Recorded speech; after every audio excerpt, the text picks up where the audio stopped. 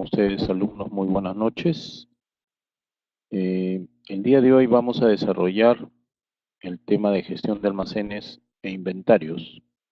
He escogido este tema dado de que el área de almacén en una empresa, que yo la denomino la bóveda de la empresa, debido a que alberga todo lo que es la inversión a través de los inventarios, a través de los stocks de la empresa, ¿no? Entonces tiene que estar bien salvaguardado.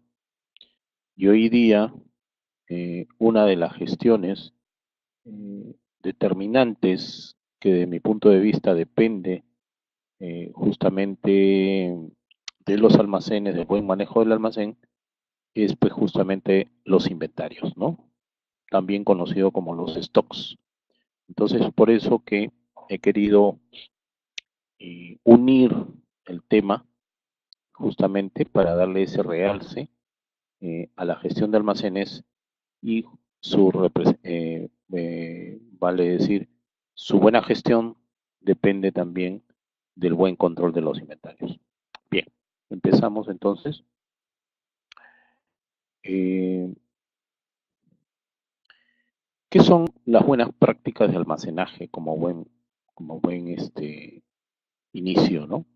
Dice, son un conjunto de normas obligatorias mínimas de almacenamiento que deben cumplir los establecimientos, sea de importación, distribución, dispensación y expendio de productos respecto a las instalaciones, equipamiento y procedimientos operativos destinados lógicamente a garantizar el mantenimiento de las características y propiedades de los productos, ¿no? Entonces, aquí hablando en forma general, todas las empresas deben tener justamente estas buenas prácticas o buenas normas de almacenamiento con el objetivo principal de preservar pues la calidad, la vigencia del producto, que muchas veces puede ser un insumo que va a ser utilizado en el área productiva para transformarlo a un producto final, puede ser un medicamento que va a ser, buenas noches, va a ser comercializado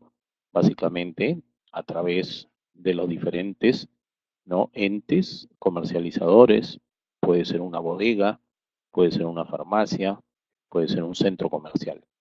Entonces, hay que cumplir justamente con estas buenas prácticas, simplemente para mencionar una, de que las mercancías no deben tener contacto con el piso. Y para ello debe contarse con los ya conocidos pallets, que nos permite, además del no contacto con el piso, nos permite lógicamente, ¿no?, una buena manipulación de la mercancía, reduciendo lógicamente costos operativos, ¿no?, en su manejo. Bien. Dentro de los aspectos generales, dice, almacenes es una tarea desafiante. Los clientes han personalizado sus requerimientos y hay que aumentar las ventajas comparativas y competitivas. ¿Por qué los almacenes es una tarea desafiante? Porque definitivamente tiene que optimizar la parte del uso del espacio cúbico, ¿no? Preservar, como hace un momento hemos mencionado, preservar todo lo referente a la calidad del producto, ¿no? Entonces, por ahí va una tarea desafiante. Pero también esta tarea desafiante está justamente ligada a lo que también hace un momento mencionaba, del buen manejo o la gestión de stocks o la gestión de inventarios. Yo diría gestión y control de inventarios. Entonces, ¿y por qué los clientes han personalizado sus requerimientos? Lógicamente porque el proveedor, que en este caso tiene un almacén para atender las necesidades del cliente, tiene que manejar esos niveles de stocks de acuerdo a las necesidades, repito, de los clientes.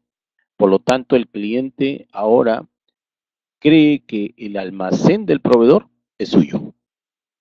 Quiere decir que el cliente adquirirá, comprará, necesitará cantidades relativamente exactas, pero desarrollando estrategias de abastecimiento que permitan que los proveedores alberguen las cantidades y satisfagan las, digamos, con el abastecimiento oportuno en el momento oportuno, ¿no? En las cantidades requeridas. Entonces, ¿qué quiere decir? Que los clientes en sus almacenes tienen las cantidades, vamos a decir, casi exactas de acuerdo a la demanda de los productos. Pero si necesitan más, están los proveedores que justamente albergan en sus almacenes esos stocks de necesidad de los clientes. Vale decir también que esto ha sido una estrategia que se viene dando justamente para reducir el famoso costo de almacenamiento, el costo de inmovilización de capital, el costo de oportunidad, entre otros. Entonces, ¿cómo desarrollan los proveedores a través de los almacenes y la gestión de inventarios las ventajas comparativas y competitivas? Lógicamente, lo desarrollan desde el punto de vista de la buena cantidad de stocks que mantienen al servicio de los clientes en el momento oportuno, pero además de eso, el servicio al cliente desde el punto de vista de la distribución y hacer llegar estos stocks, estos inventarios, justamente hacia los clientes potenciales que se manejan. Es así que las empresas han tenido que desarrollar estas ventajas situándose muy cerca de los clientes. Es por ello que hoy en día existen los centros de distribución que están posicionados en Lima Norte, en Lima Sur, Lima Este, ¿no? Y lógicamente permitiendo de que los clientes se sientan bien atendidos y sobre todo en el menor tiempo posible. Entonces, ahí es donde justamente el proveedor tiene que desarrollar esas ventajas comparativas y competitivas para fidelizarse o fidelizar al cliente, ya que, como dijo Erasme Wong, es más fácil perder un cliente que ganar uno. Entonces, ¿qué es un almacén? Entre los elementos que forman la estructura del sistema logístico en las empresas, el almacén pues es una de las áreas que actúa en las dos etapas del flujo de materiales, en el abastecimiento y la distribución física. Lógicamente en el abastecimiento es cuando nuestro proveedor nos hace llegar los diferentes insumos, repuestos, productos, envases, embalajes, ¿no? Para atender las necesidades internas, vamos a decir, por ejemplo, las necesidades administrativas, productivas. Y luego de que esta última área productiva transforme el insumo en un producto final, procederá a la distribución física, ¿no? Directamente a los consumidores o a través de los distribuidores. Eso depende de las políticas que están desarrollando las empresas. Entonces, constituye pues una importante actividad para la operatividad de la misma, siendo necesario implementar métodos, sistemas y procedimientos de gestión que nos permitan alcanzar economías potenciales e incremento de las utilidades. Cuando hablamos procedimientos de gestión, por ejemplo, en el caso de la recepción de los productos, haciendo básicamente un ejemplo aplicativo, cuando la orden de compra ya ha sido emitida, después de todo el proceso de la gestión de compras, ha sido firmada, está lista, este proveedor recibirá la original, sea en forma directa o sea en forma a través del correo electrónico, ¿no? Y una copia de esta orden de compra tendrá que ser entregada al almacén. ¿Para qué? Para que el almacén planifique, de acuerdo a lo que se va a recibir en función del día, la hora, planifique el espacio de recepción, planifique el requerimiento de los equipos de manipulación y planifique también la parte humana, básicamente necesaria para poder justamente recepcionar los productos. Entonces, eso podríamos decir que es una implementación de un método que nos permite la óptima utilización de los recursos humanos, espacio, llamado infraestructura y equipos, sumado lógicamente a la reducción de los costos, ya que la mercancía permanecerá el mínimo tiempo posible en el área de recepción siendo posteriormente colocado en sus respectivos áreas de almacenamiento, ¿no? Eso es por poner un ejemplo, ¿ok? Entonces, los objetivos del almacén son de resguardo, de custodia, control y abastecimiento de materiales y productos que se mantienen en stock, necesarios para las operaciones de producción, de ventas o de servicios. Entonces, para un eficiente control, todos los materiales que ingresen o se retiren de la empresa debe pasar física y o administrativamente por el almacén. Lógicamente, haciendo un pequeño refresh, que el proveedor cuando trae la mercancía, la debe traer justamente con esa original de la orden de compra, la factura comercial y la guía de remisión respectiva, ¿no? Ya vendrán y más adelante tenemos justamente la explicación de esta parte operativa.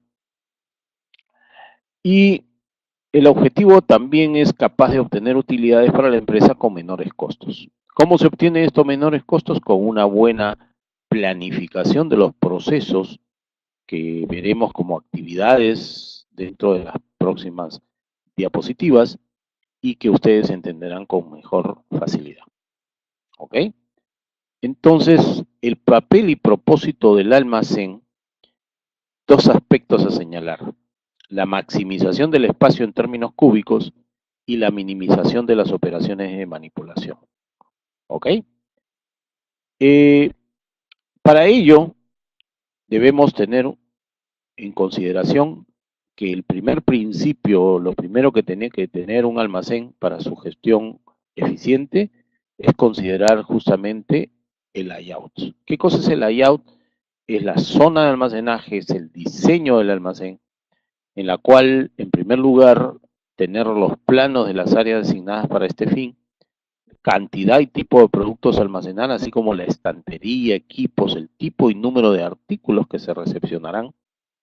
Se deberá también establecer los procedimientos operativos, como hemos mencionado hace un momento, administrativos, que son la parte documentaria y de control.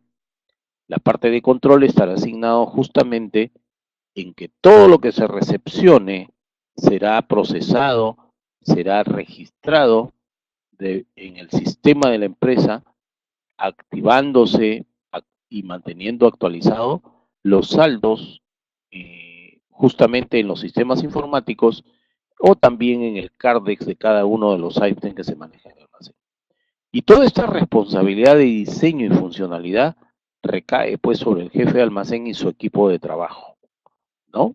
Que justamente a través del control, que podríamos decir la toma de inventarios, este jefe de almacén va a ser evaluado, así como su equipo, en la medida de la reducción de los faltantes, de los sobrantes, de la mala ubicación, codificación y por qué no decir las mermas que se pueden dar, sea por un descuido en el control físico de los inventarios o sea por una mala manipulación o mal uso de los equipos que justamente pueden ocasionar este tipo de daños a las mercancías, ¿no?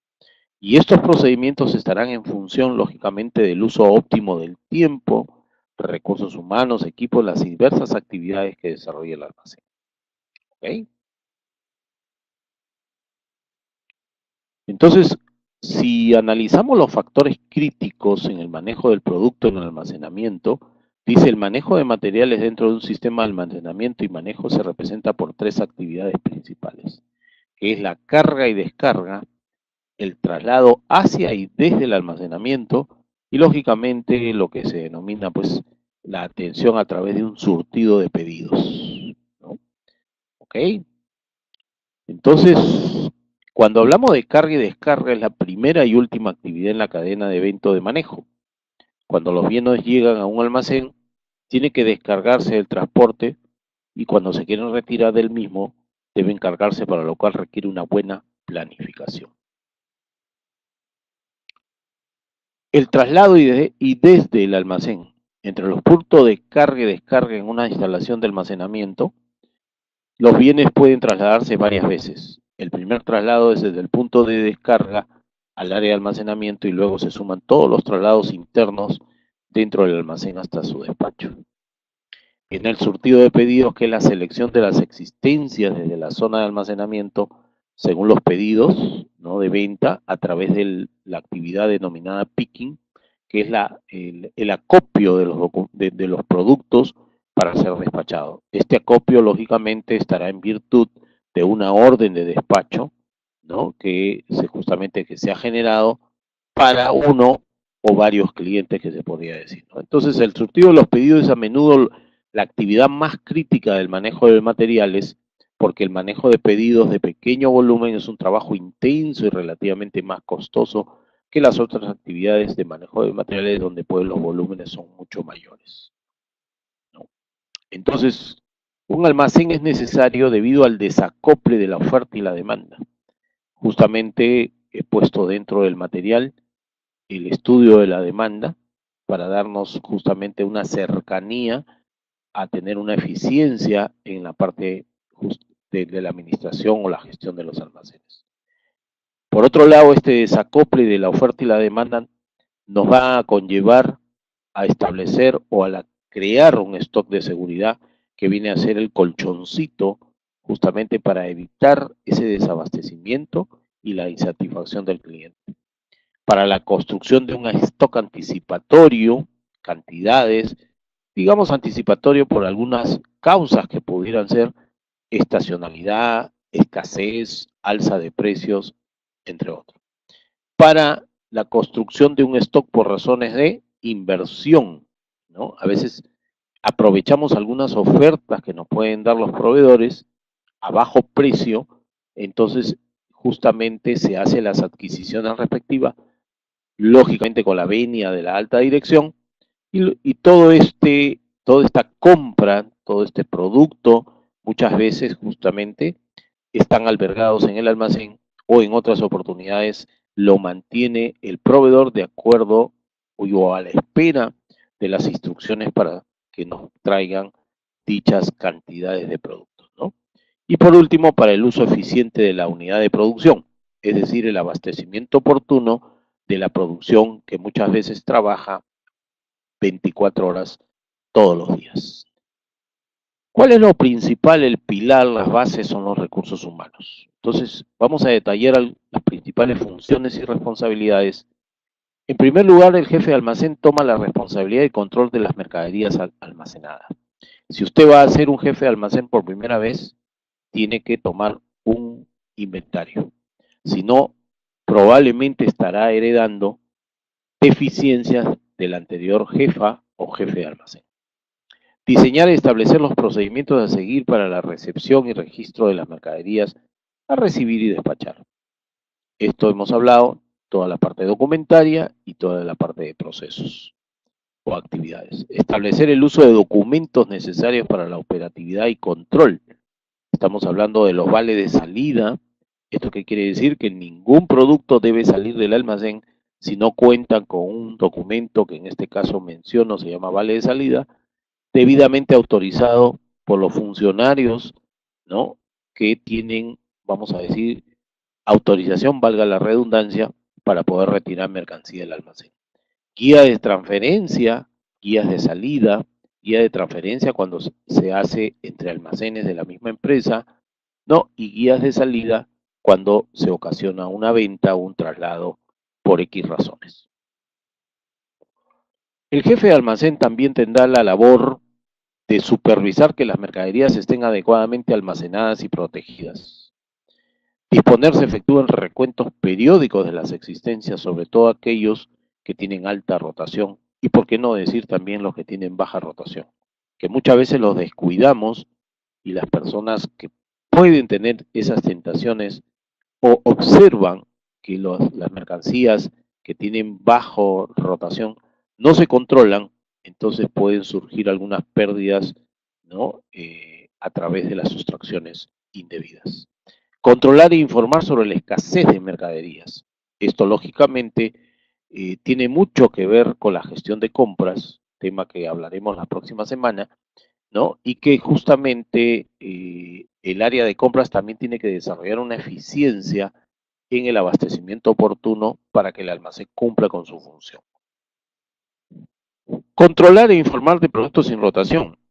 Esto lógicamente, después de haber tomado los inventarios, vamos a decir dentro de una política, perdón, casi normal, que se toman los inventarios de manera mensual, podemos observar que en algunos casos los productos o el stock de los productos están por debajo de su stock máximo, ¿no? O por debajo del stock mínimo. Es más, de repente estamos ya solamente teniendo el stock de seguridad. Pero también pueden haber productos que no rotan, que están ahí meses de meses, y si ustedes se ponen a pensar, eso es dinero que está inmovilizado, es dinero que está estancado. Y es por ello que también hemos mencionado atenta contra el costo de la oportunidad. ¿Por qué el costo de la oportunidad? Porque si tuviéramos ese dinero, lógicamente, como decimos, contante y sonante, se podría invertir en las necesidades de la empresa y no tener productos que están relativamente mucho tiempo y no se venden. Hay que tomar acción inmediata al respecto.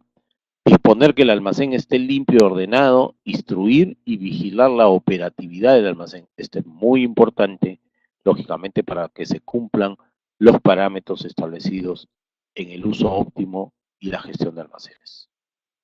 Otro de las personas importantes dentro del almacén es el recepcionista o el despachador. Este será responsable de cumplir con las normas y procedimientos establecidos para la recepción y despacho de la mercadería bajo la supervisión directa del jefe de almacén. Pero en estos tiempos ya ha mejorado tanto el accionar, la gestión, la capacidad profesional de estos señores, que muchas veces no se trata de que no estén bajo la supervisión, sino que ya por la experiencia, los años que tienen trabajando, van desarrollando pues su buen criterio y buena gestión para que el área en su conjunto, y por qué no decir un buen respaldo al jefe de almacén en lo que respecta a la gestión administrativa, operativa, y que se cumplan lógicamente los objetivos encomendados por la empresa, ¿no? Entonces, tenemos que efectuar una planificación del almacén, tenemos que identificar las necesidades actuales y futuras de almacenamiento. Esto vale decir, va de la mano con la proyección de ventas. Los sistemas de abastecimiento y control interno actuales, habrá que planificarlos. Los métodos actuales que se siguen en los trabajos dentro del almacén, probablemente habría que hacer un análisis de procesos y probablemente puedan haber mejoras que se den, ¿no? O permanezcan tal cuales, si está dando los resultados. ¿Qué cambio habrá en los productos, sus envases y cuáles son sus necesidades de ventas? Las empresas vienen atravesando una serie de cambios al desarrollar nuevos productos, al desarrollar innovaciones, básicamente. Entonces, estos cambios habrá que estar a la par con la gestión de almacenes. Por ejemplo, en esto, hace unos instantes, mientras esperaba la hora para el inicio de la sesión, estaba viendo el diario El Comercio, perdón, el diario Gestión, bueno, pertenece al grupo El Comercio, y observaba un comentario, un artículo que dice de que ha bajado el consumo, la venta de los medicamentos. Entonces, ahí tienen ustedes algo palpable, que el almacén tiene una actuación muy preponderante, ya que si no hay rotación de los productos, ¿a qué nos enfrentamos? Lógicamente nos enfrentamos pues al vencimiento de los medicamentos que se pueden estar muy cercanos. Y si no hay rotación, entonces la alta dirección tendrá que tomar medidas, lógicamente, de reacción para que estos productos comiencen a rotar, comencemos a desestoquearlos, ¿no?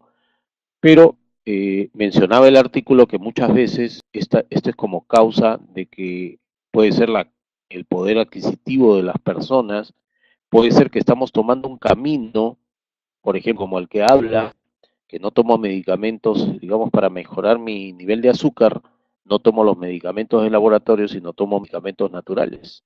Y eso ha conllevado, lógicamente, que las personas comiencen a direccionarse hacia lo natural y no hacia lo químico, ¿no? Entonces, ahí por ahí hago un comentario al respecto. Tenemos la operatividad. Hay una operatividad en el almacén que es la recepción de mercancías, el almacenamiento propiamente dicho, conservación y mantenimiento, gestión y control de existencias y lógicamente la expedición de mercancías. Esta operatividad lo que se busca es la rapidez en las entregas, yo diría en las recepción y entrega, fiabilidad de lo que estás recibiendo y despachando, vamos a decir el lote, el tamaño, el vencimiento del producto, en la búsqueda de la reducción de costos. Tenemos que maximizar el volumen disponible y tenemos que minimizar las operaciones de manipulación y transporte. Entonces, según la localización estratégica del stock, el almacén puede estar básicamente dividido como de materias primas y almacenes. O sea, puede haber un almacén de materias primas y componentes, un almacén de productos en proceso, un almacén de productos terminados, un almacén de distribución y centro de distribución, un almacén regional, un almacén de repuestos, ¿no? Luego, de acuerdo a la función que cumple el almacén en la cadena logística, puede justamente también cumplir una labor de consolidación, de reexpedición, de clasificación y centro de acopio o recogida. La planificación óptima del almacén debe gestionar los recursos disponibles y prevenir los necesarios para que los materiales y los productos siempre se encuentren cuando, cuánto y dónde se necesite. ¿Cuándo es el momento que se necesite o llegue el pedido del centro de producción, del centro de distribución o del punto de venta? ¿Cuánto es la cantidad solicitada por los clientes, sean estos internos y externos, dependiendo? Por ejemplo, interno, el cliente llamado producción, y el externo, nuestro cliente razón de ser de la empresa. Donde el lugar de entrega solicitado por los clientes puede ser la fábrica, puede ser el almacén o puede ser directamente en el punto de venta.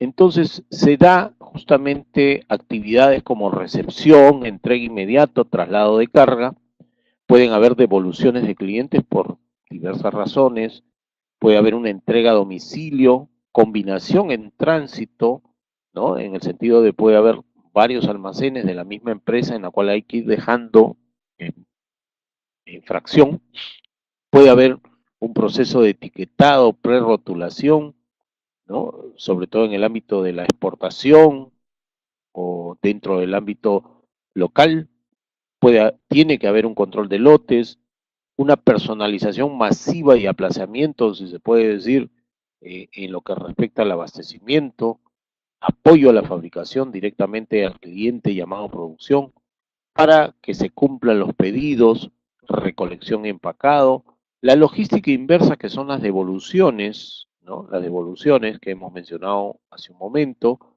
la aplicación de las etiquetas de radiofrecuencia, el apoyo a tiendas en la cual entrega directamente a estas tiendas, ¿no? A través de un proceso de delivery. Algo también que he querido mencionar y que está muy relevante y por las experiencias que estamos teniendo, hablo en plural porque mi señora esposa y el que habla, bueno, tenemos una pequeña empresa de merchandising y hace unos días justamente nos han, vamos a decir, no devuelto, sino no nos permitieron el ingreso para entregar un producto debido a que no contábamos con lentes, no contábamos con casco, no contábamos con unas botas. Bueno, lamentablemente también hay que tener un aspecto, vamos a decir, crítico o falta de comunicación del cliente. Porque si esto se ha desarrollado políticas tanto de seguridad y en este caso que voy a hablar de la higiene en el trabajo, pues esto tiene que ser comunicado. Hoy en día existe el correo electrónico, puede ser entregado directamente a través del área de compras hacia los proveedores. Realmente digo esto porque nos ocasiona un perjuicio en cuestión. Nosotros vivimos en la zona sur y tenemos que entregar una mercadería en la zona norte. Si no se recepcionan la zona, si no nos recepcionan dichas mercaderías, tenemos que volver con la misma y al día siguiente, lógicamente cumpliendo con la normatividad de seguridad, entregar la mercancía. Ya me ocasionó un problema de tiempo y lógicamente costo a través del combustible, a través del flete. ¿Ok? Simple y llanamente, esto lo menciono porque si alguno de ustedes trabaja o tiene a cargo el área de almacén, si desarrollan políticas internas de seguridad o se desarrolla en la empresa una política interna, esta tiene que ser difundida, vuelvo a mencionar, internamente todos los trabajadores y personal que asiste al almacén, que está muy vinculado con el almacén, y lógicamente los proveedores que son el socio estratégico que mantiene la empresa. ¿Ok? Simplemente para reflexión. Entonces, la seguridad en el trabajo, ¿qué es?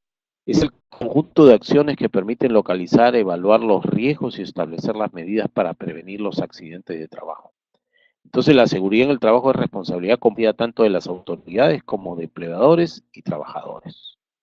¿Ok? Entonces, se tiene que establecer una disciplina de normas preventivas con el fin de evitar accidentes y enfermedades profesionales en las áreas de trabajo. Aquí estamos generalizando, pero las dos áreas donde más se da justamente es el almacén y es el ámbito de la producción, por medio de la implementación de normas y criterios de seguridad.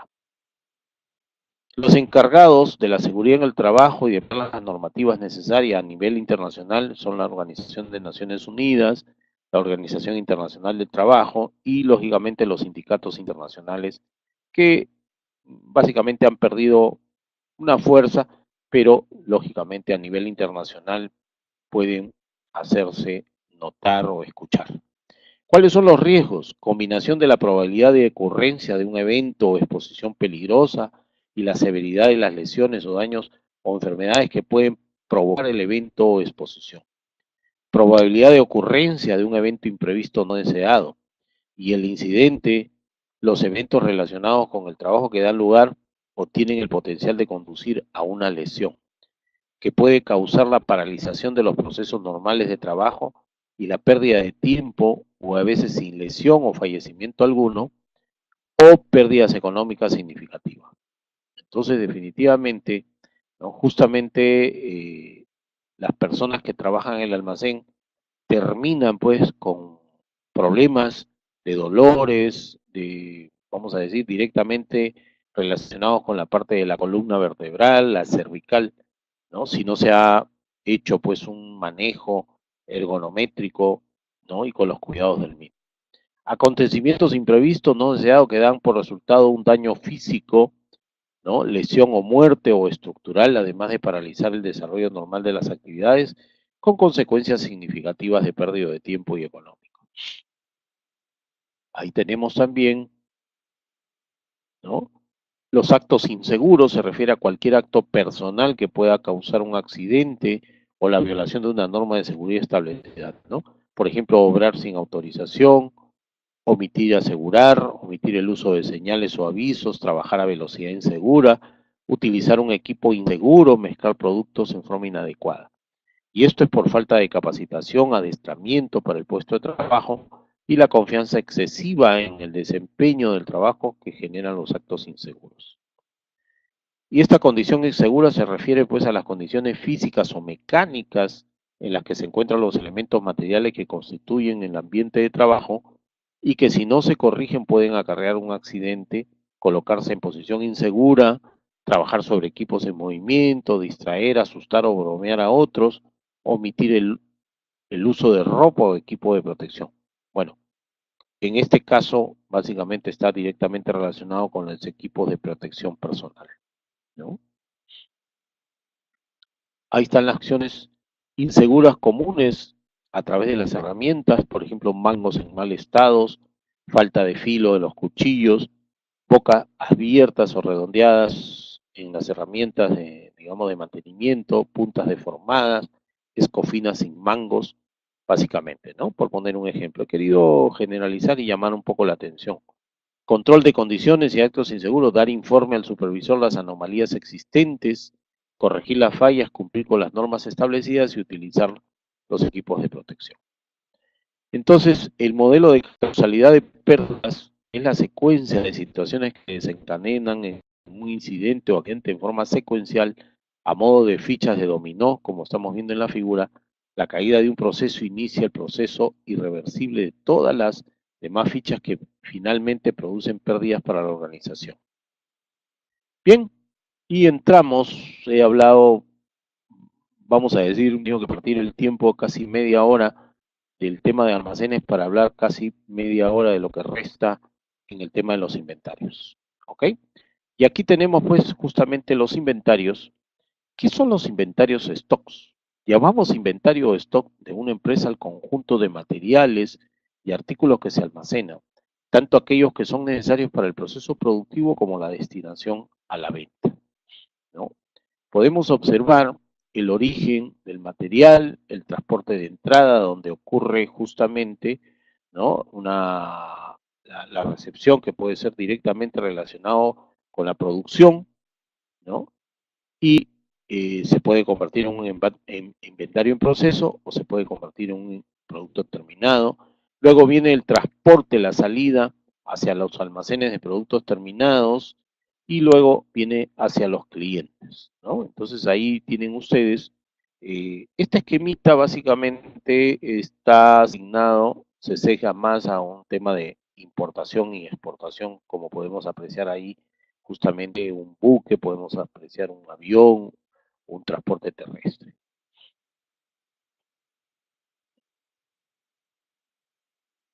Entonces, tenemos que tener como consideración histórica dentro de la gestión de los stocks. El objetivo fundamental es servir al cliente en el plazo previsto, pero sin acumular excesivos stocks. Pero esto no significa tener al cliente esperando por una rotura de stocks. Entonces, la tendencia de los clientes muchas veces, y esto es cierto, es a decidirse a último momento y a exigir en ese último momento ser atendido. Esto es muy normal. Entonces, la empresa para conservar y aumentar su cliente o su clientela debe tener disponibles en stocks los productos terminados. Estar en situación de preparar en los plazos más breves las entregas de los productos terminados. Entonces, ¿para qué sirven los stocks? Permite las economías de escala, entonces a mayor cantidad, menos precio, menos costo, permite la especialización de la producción, ya que vamos a contar en las cantidades y de acuerdo a un programa de producción, lógicamente habiendo desarrollado el aspecto de la calidad, de la cantidad que se requiere lógicamente para cumplir con los planes de producción. Protegen la compañía ante la inseguridad de la demanda y el abastecimiento. Asimismo, actúan como recurso disponible en los diferentes niveles de la cadena de distribución. Ya esto estamos hablando básicamente de los productos finales o elaborados. Existe una interrelación de la gestión de inventarios, ¿no?, con producción, justamente para que se cumpla la planificación.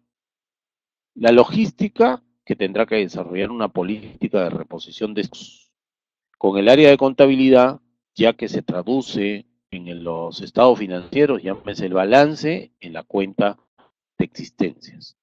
Y la venta para que se cumpla el forecast y previsión de la demanda. ¿Cuáles son los objetivos de la gestión y control de los inventarios? Apoyar la rentabilidad de la compañía, porque no vamos a perder ventas, justamente la disminución de las ventas perdidas y dar un nivel adecuado de servicio con un costo de stock en equilibrio, así como responder ante imprevistos de la demanda y de la oferta. Los volúmenes es una pequeña reacción del porcentaje de los stocks. Sin perjuicio del negocio, genera un aumento en el beneficio. En muchas empresas, el volumen de los stocks alcanza el 30% de los activos de la misma y a menudo llegan hasta un 50%. Entonces, la cifra de existencias para las empresas es aquella que cumpla con dos requisitos de la teoría de stocks, que cubran las necesidades del usuario y que represente el modo más económico posible, en este caso para la empresa.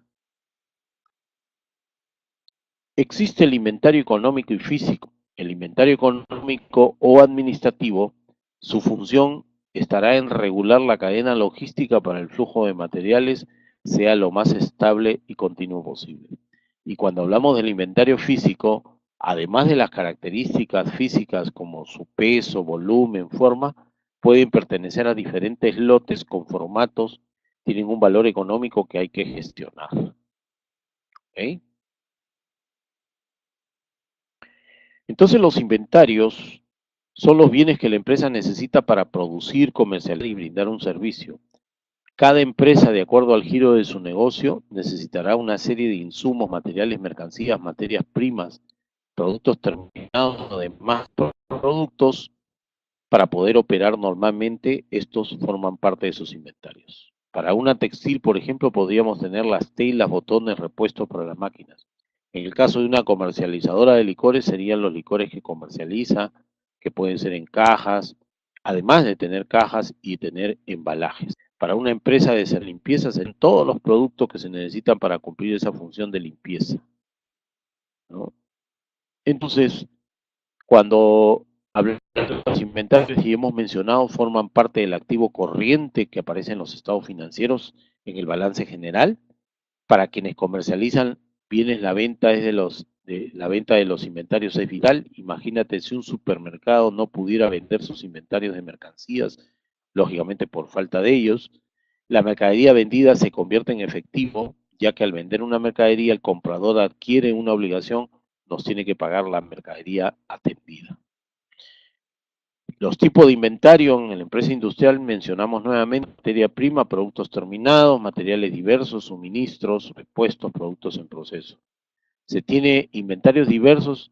Imagínate una fábrica de muebles, tendrán madera, tapiz, relleno, espuma, armazones, productos semiterminados, repuestos para las máquinas, grapas, colas, muebles listos para la comercialización. Asimismo, dentro de los inventarios hemos mencionado, por ejemplo, en la fabricación de vino, el inventario de la materia prima, el inventario del producto en proceso y el inventario del producto terminado listo para la venta. Dentro de los tipos en la empresa comercial está justamente todos los productos ya finalizados, listos para su comercialización, valga la redundancia. ¿Te imaginas en una empresa comercial sus inventarios están compuestos en gran parte por mercancías? Entonces, para una tienda por departamentos como Ripley o Saga, sus inventarios están conformados principalmente por los productos que forman parte de sus líneas, que pueden ser calzado, vestido, tecnología, línea blanca, etc., etcétera, ¿no? En una empresa de servicios, en el caso de una empresa de servicios como la que brinda los servicios de limpieza, bueno, ahí ISIL, por poner un ejemplo, podrá tener dentro de su inventario desinfectantes, ambientadores, removedores, cera, paños, escobillas, ¿no? Y dentro de la gestión de inventarios lo que se pretende es, dice, ni muy poco inventario, ¿no? Como estamos viendo en la figura, ya casi nada, ni excesivo inventario. Tenemos que buscar el equilibrio en estos. Entonces, demasiado inventario trae como beneficios, lógicamente, una más rapidez para atender pedidos de clientes, una mayor capacidad para negociar precios con los proveedores, ya que compramos en volúmenes, pero también tiene sus desventajas, ¿no? Un capital inmovilizado en los almacenes, mayor probabilidad de daño o pérdidas de materiales y productos. Muy poco inventario, el beneficio es menos endeudamiento, el capital se puede usar en otros fines más productivos, y la desventaja es un riesgo de no cumplir con plazos de entrega, y hay una menos flexibilidad o una menor flexibilidad frente a los pedidos de los clientes. Entonces, hay que evitar la rotura de stocks, no afectar la liquidez de la empresa y no recurrir a préstamos innecesarios sin previo análisis. ¿Y por qué los préstamos? Porque muchas veces vamos a pedir prestado dinero para sobreestoquearnos, ¿no? Eh, para una empresa es muy importante saber las unidades a ordenar o producir, los artículos que merecen atención especial. Recuerda, lo vimos en la clasificación ABC, que a continuación lo vamos a justamente analizar. En qué momento ordenar o pedir, cuántos pedidos debemos hacer en un periodo, ¿no? Entonces, ¿te imaginas una empresa que no tenga idea de cuándo debe pedir? Sería un riesgo para sus operaciones. ¿Cuántas veces debe pedir? No necesariamente es una vez por mes o cada qué tiempo realizará su pedido. Esto varía según el caso. Entonces, en principio he querido poner acá, si bien es cierto, ustedes podrán decir la demanda, pero la demanda no es un menester, no es una actividad, no es una responsabilidad del área de marketing, del área de ventas, sí, pero yo creo que un logístico tiene que saber, tiene que conocer cómo se estipula, cómo se calcula dicha demanda. Hoy en día un profesional básicamente tiene que saber de todo un poco. Entonces, en estos factores que justamente afectan la demanda, están los factores externos, llámese el país, gustos del consumidor, imagen del producto en la mente del mismo y actividad de los competidores. Vamos a decir promociones, ofertas. Dentro de los factores internos está el diseño de nuestros productos, lógicamente lo que es el servicio, lo que son los precios y los incentivos del personal de ventas, justamente para que tengan ese ímpetu en concretar las mismas y las promociones que se van desarrollando. En esta previsión de la demanda, vuelvo a repetir, están los indicadores económicos, la estimación de ventas y las encuestas a los consumidores. Todo esto nos va a llevar a un juicio de criterio, todo esto nos va a llevar a una previsión subjetiva. La previsión subjetiva estamos hablando de una percepción, lo que podríamos decir en léxico un poquito más criollos, el olfato del negocio, ¿no? Y cuando hablamos de una previsión objetiva, nos estamos basando justamente en la demanda corriente que implica el consumismo normal, rutinario de los productos. Así como tenemos que contemplar la demanda histórica, vale decir, se nos avecina ya la Navidad, ¿no? Entonces, ya los grandes importadores, las grandes empresas que traen productos para la Navidad, ya deben estar proyectando desde septiembre probablemente o antes, en base a la demanda histórica, cuánto se vendió en la Navidad del 2017, cuánto se pretende vender en la de Navidad del 2018. Entonces, todo esto, en base al juicio de criterio, en base a la previsión subjetiva y objetiva, se podrá establecer una previsión de la demanda. Lógicamente, también tenemos que sumar algunos modelos de previsión estadística que se pueden aplicar para llegar a un buen fin, a una buena proyección, podríamos decir, ¿no? He querido poner algunos casos aplicativos como el promedio móvil, que vendría a ser la sumatoria de los años, por decir 2007, 8 y 9, dividirlo entre 3 y proyectar justamente ese promedio, ¿no? Como sumar. Después sumamos el 2008, 9 y 10 y proyectamos, sumamos el 9, 10 y 11 y volvemos a proyectar. Esta es una forma, buenas noches, señor Darwin. Esta es una forma, vamos a decir, fácil de poder proyectar justamente a través de ese promedio móvil, ¿no? ¿Cuál será mi proyección de venta que podría estimar? Pero aquí les estoy alcanzando otro en la cual ya estamos a través de los históricos, la venta de cajas, por ejemplo, en el año 2012, 13, 14, en el segundo semestre de julio a diciembre. Ahí hay cifras, ¿no? De 4.000 cajas, 12.000 cajas, 20.000, etcétera. Entonces, por ejemplo, acá en su enunciado dice, la empresa Olimpo se dedica a la venta de galletas a granel en cajas, buscando estimar la venta del segundo semestre del 2015. Los accionistas determinaron un objetivo de venta para ese semestre de 500.000, eso es su proyección, y mediante el sistema de estimación estacional calcular lo siguiente, ¿no? El objetivo de venta mensual, el cual refleje pues la estacionalidad histórica. Entonces aquí en la respuesta o solución vamos a aplicar una serie de cálculos, ¿no? Calculamos el promedio de julio, que viene a ser la sumatoria de los 3 años, 36.000, y lo dividimos entre 3, quiere decir que el promedio son 12.000. En este caso estamos hablando de cajas. Digamos el nivel de venta, ¿no? Estamos hablando justamente de 342.000 entre 3. Este nivel medio de venta viene a ser la sumatoria de los totales de los 3 años mencionados. Luego, de ese nivel de mensual de ventas que hemos proyectado o calculado, lo vamos a dividir entre 6, que son los meses que estamos justamente tomando como referencia, lo cual es ese promedio vendría a ser 19.000. Obtenemos los índices como de julio, que es 12.000, que es el promedio entre 19.000, y sacamos un factor que es 0.63. Hallamos el nivel medio de ventas justamente de los 500.000, que es el objetivo.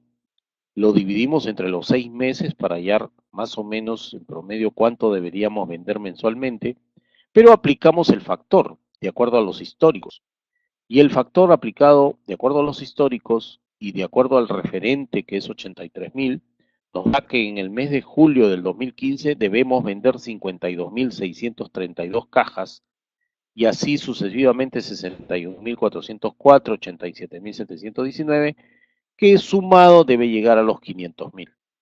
Entonces, desde el punto de vista gestión de inventarios, nosotros con esta previsión de la demanda, lógicamente esto va a ir para establecer el programa de producción, y el programa de producción establecerá las cantidades, ¿no? Pero ya logística tiene un proyectado de 52.632 cajas, entonces tendrá que negociar primero con el abastecedor de cajas, segundo que si en estas cajas albergan o vendemos galletas, lógicamente el proveedor de la harina, de la margarina, de los preservantes, de las etiquetas, etc., etc. Entonces, para eso nos sirve, lógicamente, esta proyección de la demanda. Entonces, el pronóstico de demanda en función del tipo de material tenemos que hacerlo en función del producto terminado, demanda de los clientes, materia prima y embalaje, como hemos mencionado, repuestos para el mantenimiento de las maquinarias, ¿no? Tenemos ahí economato limpieza, material de publicidad, merchandising, activos en función de la depreciación y obsolescencia, y los consumibles que se utilizan directamente en la producción. Otros criterios para reponer la demanda, que ya es un tema básicamente a desarrollar más adelante, de repente con algún curso relacionado con la producción, está el automático con el MRP, que es lógicamente la planificación de requerimiento de materiales. Se conoce como MRP en sus siglas en inglés, que es Material Requirement Planning. Está en función del consumo histórico, está en función del punto de reorden, en qué momento vamos a volver a reabastecernos. Cuando llega a stock cero, probablemente si aplicamos una filosofía, ¿no? De reposición automática con buenos proveedores, o también está en función al manual a solicitud del usuario, ¿no? Como puede ver, no todos los artículos se reponen con la misma frecuencia, depende del negocio, característica del producto, entre otras consideraciones. Imagínate en una cevichería, posiblemente el pescado o los pescados se reponen diariamente, mientras que el lavavajilla podría ser semanal, quincenal o mensual, ¿no? Son dos aspectos diferentes. Y como habíamos mencionado hace un momento, viene la clasificación ABC, que es importantísimo conocer esta herramienta, ¿no? La idea no es solo clasificar los productos de nuestro inventario, lo más importante son las decisiones que toman en función de este análisis, ¿no? Para ello nos va a acompañar para desarrollar una buena estrategia de compras, la importancia en el control de los inventarios, la ubicación de los almacenes y lógicamente la preservación en función del vencimiento de los mismos.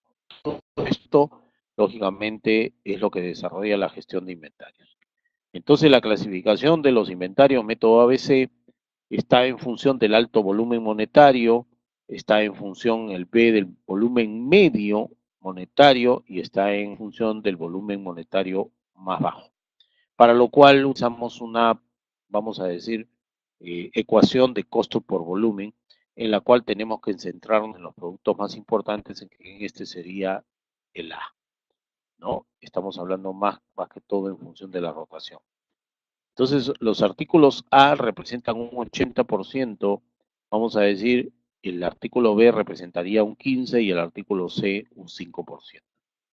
Aquí, por ejemplo, o les he colocado un ejemplo, valga la redundancia, ¿no? De la clasificación ABC cantidades y costos de inventario, ¿no? Acá tenemos, entonces, esto va a estar muy claro. Dice, primer paso, en este identificamos cómo está compuesto el inventario. Tenemos un segundo paso, tienes que multiplicar la cantidad por precio y totalizar, como está en el cuadrito, ¿no? Tenemos un tercer paso, ordenamos la lista de mayor a menor en función a la columna subtotal y luego calculamos los porcentajes. Esto lo hacemos dividiendo cada subtotal entre el total y todo por 100, ¿no? Entonces, vamos a decir 67.200 entre 261.413 multiplicado por 100 nos va a representar 25.706, ¿no? Este es el cálculo que hemos efectuado. Luego, lógicamente, comienzas a hacer una acumulación, ¿no? De porcentual, ¿no? Porcentual.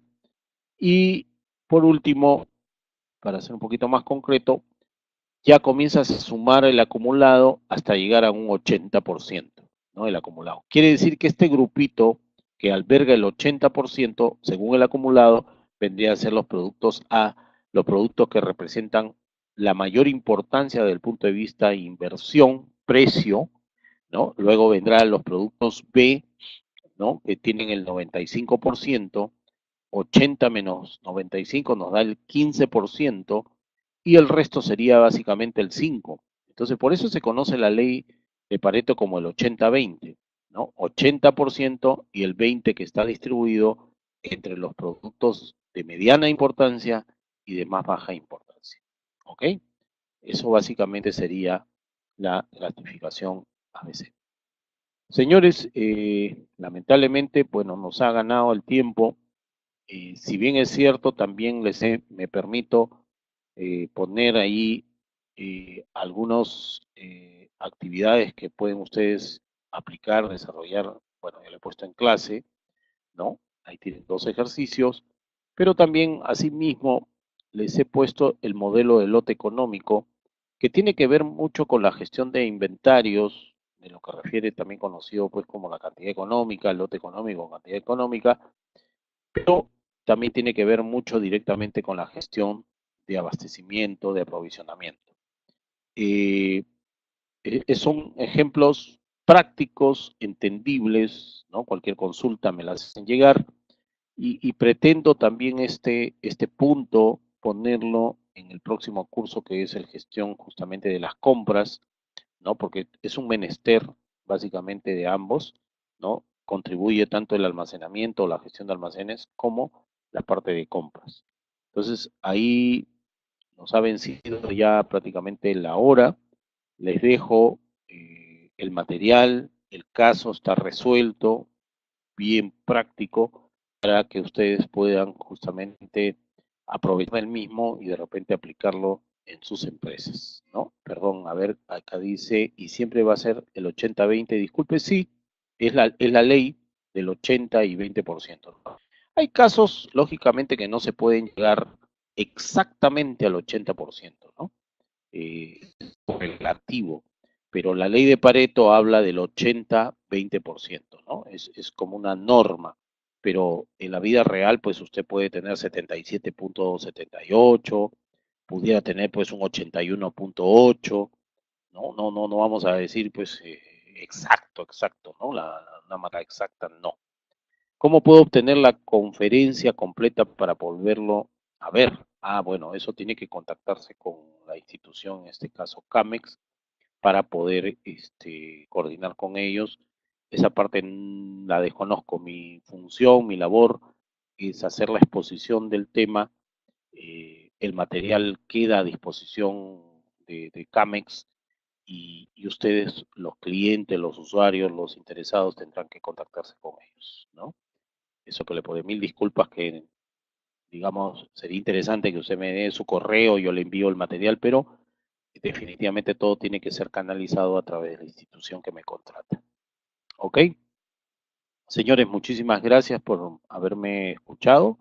Espero que haya satisfecho sus expectativas. He querido ser lo más concreto y preciso, pero en una horita un poco difícil, pues, no ver. Sería interesante que hables, dice, en el siguiente el tema sobre la materia. Ah, bueno, sí, sí, justamente en la gestión de compras se habla sobre la parte de la matriz. Lo voy a tener en cuenta, lo voy a tener en cuenta para contemplar el tema. Muchas gracias por la sugerencia.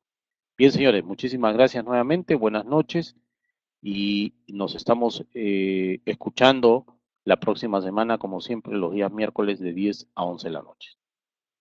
Bien, buena suerte pues.